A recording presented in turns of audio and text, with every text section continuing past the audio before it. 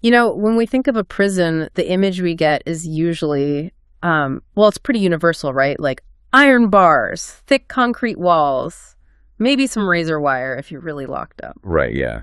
It's incredibly obvious that you were trapped. I mean, the boundaries are just undeniable. Exactly. It's a harsh physical reality. You can literally reach out and touch the physical thing that is dictating exactly where you can and cannot go. Yeah, but then, you look at human history or psychology or even ancient texts, and you realize something a lot more terrifying. Which is that the most inescapable prisons human beings experience, they don't actually have any walls at all. Oh, absolutely. Sometimes the doors are just wide open, yet, nobody is leaving. The boundaries are entirely internal or psychological or spiritual even. And that invisible prison is exactly what this deep dive is about today. So we are looking at this highly unique study guide that came across our desks, and it's by an author named Frank Leo. Yes, Frank Leo. And what he does here is just fascinating. It really is. He essentially takes the action-packed supernatural narratives of Mark chapter 5 in the New Testament and cross-references them with these ancient, really hard-hitting moral aphorisms found in Proverbs chapter 23. Which is in the Old Testament, right? Yeah. But we actually have to pause on the author for just a second because, honestly, just looking at Frank Leo's signature on this document gives you massive sense of the depth we're getting into here. Well, the signature is wild. It's a whole linguistic tapestry all on its own. Right.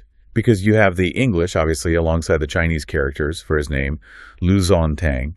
But then, and this is the crazy part, he includes the Hebrew, which is Moshe HaLevi. Wait, and there's a Greek one too, right? Yeah, Franciscos Moises Levitakis. It's just incredible. It really sets the perfect tone for this whole deep dive. Because in this one study guide, we aren't just, looking at standard English translations. We're pulling from original Koine Greek, Hebrew, Aramaic. Ancient Syriac translations, too. And even Mandaean texts, which we'll get into later. Yeah, it's this massive cross-cultural exploration. And for you, the listener, the mission today is to see how an ancient narrative about miracles, so Mark and a book of very practical wisdom proverbs are actually answering the exact same question. Right. Questions about the absolute extremes of human bondage. Yeah. And, the total failure of worldly wealth to save us. Exactly. And ultimately, what true disruptive freedom actually looks like. So to really understand that, we have to start by looking at what happens when a human being completely loses control. Yeah, the guide plunges us right into the deep end with Mark chapter 5. Right. So set the scene for us here. So we're looking at a man who is basically the ultimate picture of a supernatural hostage situation. This is the famous story of the Gerasene demoniac. Okay. And right out of the gate, the guide points to some really interesting commentary from the 19th century scholars, Jameson, Fawcett, and Brown, or JFB for short. Oh, right, the JFB commentary. What do they point out? Well, they note this very specific kind of curious detail. The Gospel of Matthew actually mentions 2 demon-possessed men in this specific region. Wait, really? 2 men? Yeah, 2. But Mark focuses entirely on just one man. So is that like a contradiction in the text, or is Mark just editing for dramatic impact? It's basically an editorial choice to emphasize the sheer severity of it. Mark zeroes in on this one specific man to showcase the magnitude of the bondage and consequently the magnitude of Christ's power to break it. I mean, it makes sense. The details Mark gives are just horrifying. The text tells us this guy lives out among the tombs. Right, he's totally isolated. And he's naked. He exhibits this terrifying superhuman strength, literally snapping iron chains like they are nothing. And he spends his days and nights just howling and cutting himself with stones. Which is just a brutal, visceral image of self-destruction. It really is. And the great preacher Charles Spurgeon noted in his commentary that, this is what evil and sin fundamentally do to a person. What do you mean? Like, they drive a person away from all normal human relationships, isolating them in the place of the dead, the tombs. And then it gets even scarier when Jesus asks this demonic presence for its name, because the answer they give is just chilling. The demons reply, Legion. Legion, right. Which, to a first-century reader, that meant a Roman military unit of about 6,000 soldiers. 6,000. So it's indicating this overwhelming, terrifying scale of possession. The man is totally locked in. He's bound by a force entirely outside of his own control. Exactly. But then the study guide does this brilliant pivot. It takes us over to Proverbs chapter 23, specifically verses 29 through 35, to show us a completely different kind of bondage. Oh, this is the ancient warning against alcoholism, right? Yes, exactly. And the imagery here in Proverbs is just as vivid as Mark, but in a totally different way. It asks these rhetorical questions like, who has woe? Who has sorrow? Who has bloodshot eyes and needless bruises? Right.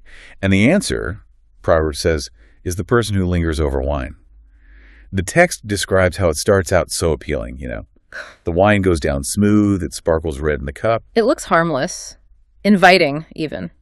Yeah, but the ultimate end, Proverbs says, is that it bites like a serpent and poisons like a viper. And JFB points out that this is perhaps the most complete, devastating picture of addiction in all of ancient literature. It really is. I mean, think about the contrast. You have the Gerasene man overpowered by thousands of literal demons. And then you have the alcoholic in Proverbs, overpowered by a substance. Yeah, the alcoholic is hallucinating, getting beaten up without even feeling it. And the absolute tragedy of it all is the final line of that proverb. Because after all the woe, the snake bites, the utter ruin, what does the person say when they finally wake up? They say, when will I wake up so I can find another drink? It's just devastating. It's a cycle they can't break. So, okay, if we look at these two situations side by side, it feels like we are looking at two entirely different blueprints of a prison, right? Because the demoniac is in that supernatural hostage situation, he's totally locked in by chains he never asked for. But the alcoholic is in a cell where the door is wide open, yet they keep actively choosing to walk back inside. Yes. So I guess my question is, does the study guide suggest that sin and spiritual oppression fundamentally do the exact same thing to human dignity, regardless of how you got in the cell? Oh, absolutely. And it argues that the open cell door is actually, in a way, a more terrifying prison. Because the jailer is your own brain. Exactly. Yeah. The text is revealing that whether the chains are forged by external spiritual forces, like Legion, or by our own repeated destructive choices, the psychological and physical results are identical. Right. You end up dwelling in the tombs, either literally or metaphorically. Yep.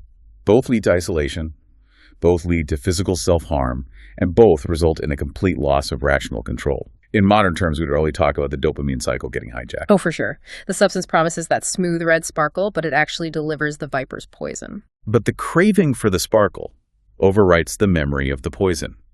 It's an existence that's closer to death than to life. So, okay, if we're looking at these two prisons, the supernatural hostage situation and the self-inflicted open cell, the immediate human instinct for anyone listening is, how do I break out? Right? Like, I need a key, I need a doctor, I need money to fix this.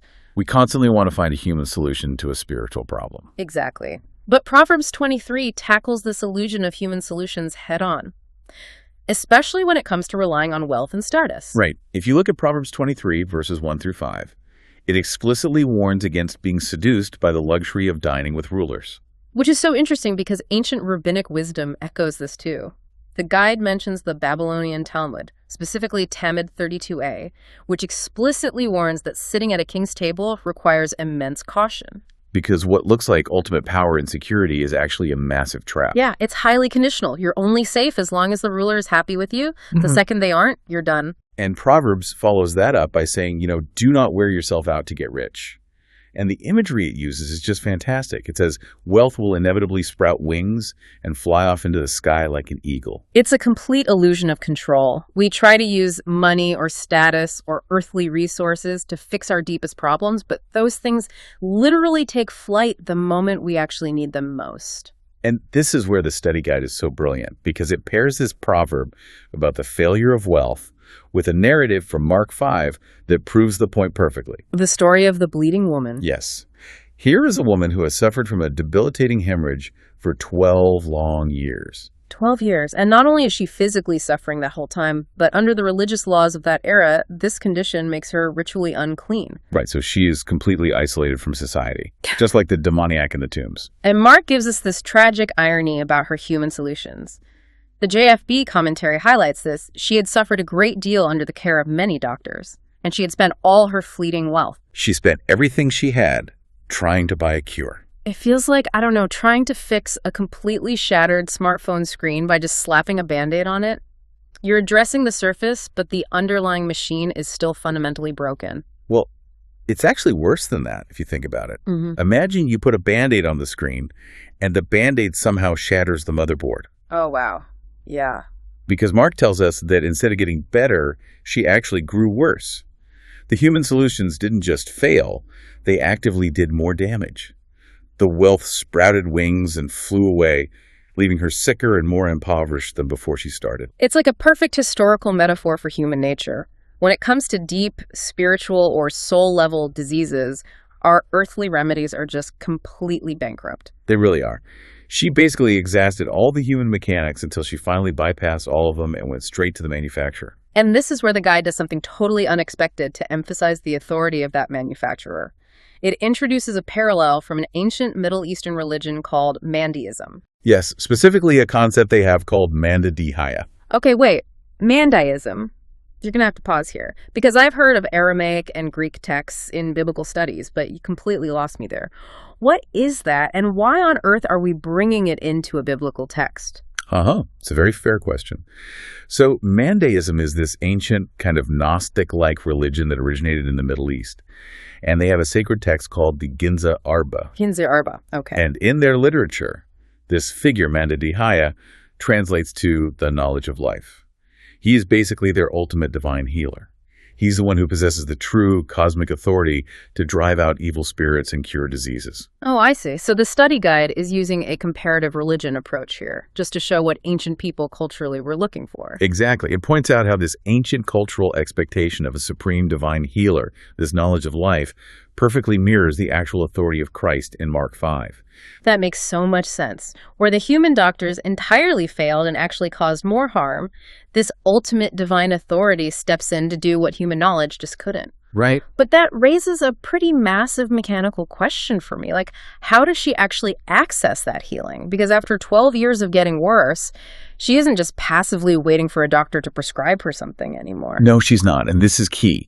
Divine intervention, at least as it's presented in these texts, isn't just magic dust sprinkled on a passive audience. Yeah. It requires a highly intentional act. Right, because in Mark 5, the bleeding woman pushes through this massive chaotic crowd just to touch the hem of Jesus' garment. And Charles Spurgeon has a brilliant observation here that kind of changes how you read the whole scene.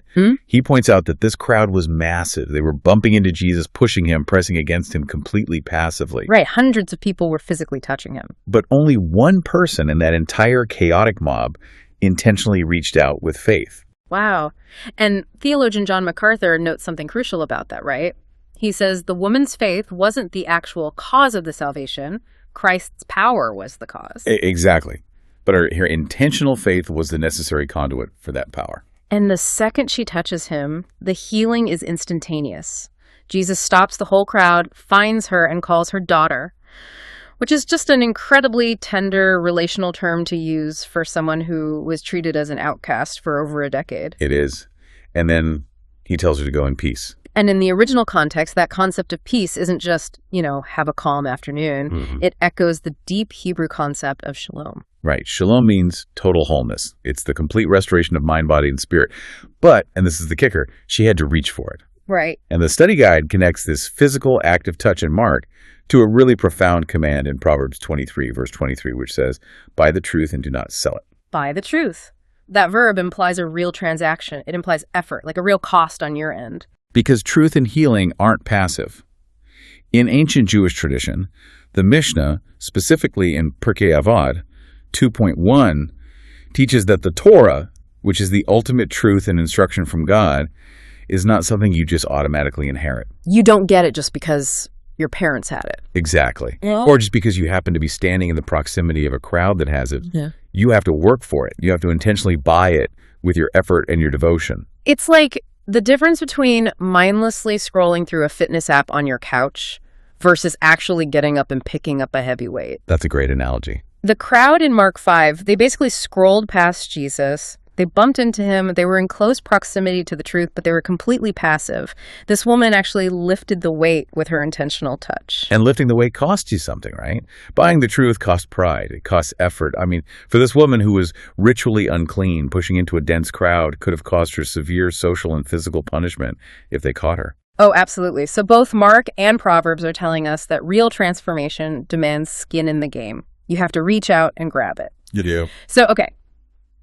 After you reach out, after you pay the cost and buy the truth, what happens next? What does that restored relationship actually look like? Because it can't just be a cold clinical transaction. No, it's deeply relational, and it's rooted entirely in love.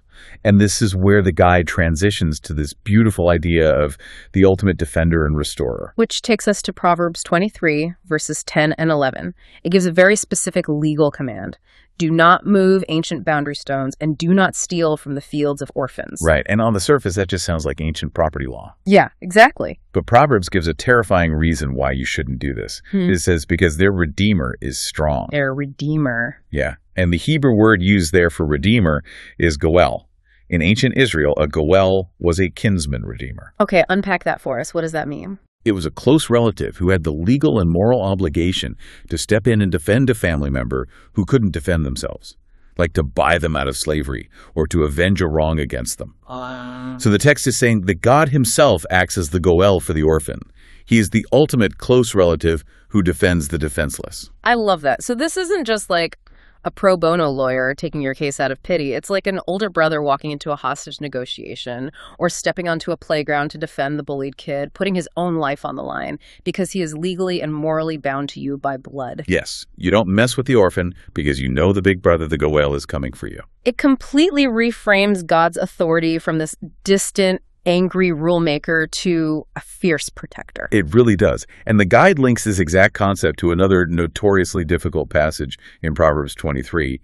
Verses 13 and 14 speak of using the rod of discipline on a child to save their soul from Sheol, which is the realm of death or destruction. Yeah, and to modern ears, hitting a child with a rod just sounds like flat-out abuse. It definitely sounds harsh if you pull it out of its cultural context, but John MacArthur's commentary clarifies that this isn't about uncontrolled anger or abuse. It is about wise, measured correction that is born out of deep love. Right. It makes the rod of discipline feel less like a punishment and much more like a sturdy guardrail on the edge of a dangerous cliff. Exactly.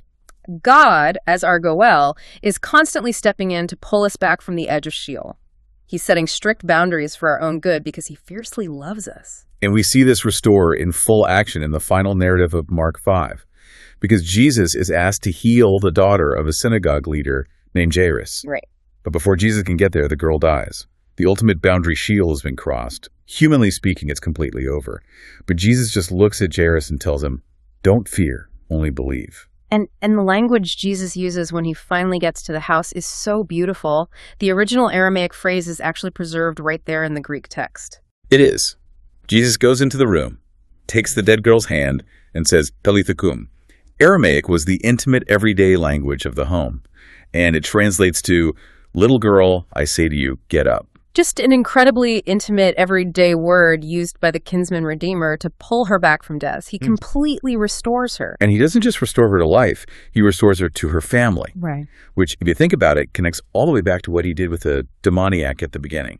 Oh, right. The guide points this out. After the man with the legion of demons is freed, he begs to travel with Jesus. Like, he wants to leave his traumatic past behind and just go on the road. Right. But Jesus actually says no.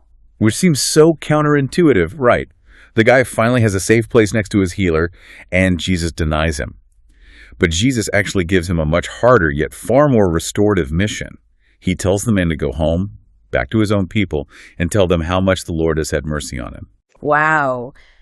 Jesus turns this man's incredibly dark, past a guy living naked in the tombs, completely isolated, into a powerful living testimony of grace right there among his own community. He completely restores the man to his family. It's beautiful. This whole study guide is just a profound synthesis of Scripture. It really is. So let's summarize what we've walked through today for everyone listening. By weaving together the vivid supernatural narratives of Mark 5 and the hard-hitting practical maxims of Proverbs 23, we've seen that our deepest bondages, whether they are forced upon us like a hostage situation or chosen by us like an open cell door, they just cannot be cured by human methods or fleeting wealth. Right. The Band-Aids just break the motherboard. Exactly. True freedom requires actively reaching out, intentionally buying the truth, and relying entirely on the ultimate kinsman redeemer who defends us, disciplines us to keep us out of Sheol, and ultimately restores us to wholeness. It is such a brilliant way to read these texts together. But, there's one final lingering thought drawn directly from the study guide's discussion questions that we really need to leave you with. Ooh, okay. Lay it on us. So, We talked about how Jesus freed the demoniac, restoring his sanity. But look at the reaction of the Gerasene townspeople. When they came out and saw the man healed, sitting there clothed and completely in his right mind, and they saw the sheer, undeniable power of Christ, they weren't joyful. No, they were terrified. Right.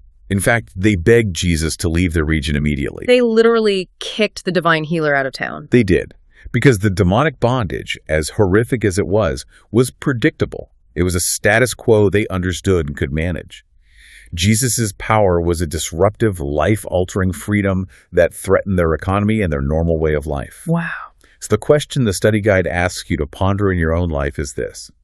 Are there areas where you actually prefer the predictable, comfortable bondage of your current status quo over the disruptive, demanding freedom of the truth? Man, that is a question that sticks with you. Are you sitting in a cell with the door wide open, complaining about the draft, but entirely too terrified to walk out into the unknown? It's the ultimate test of whether we are truly willing to buy the truth, no matter what it costs our comfort.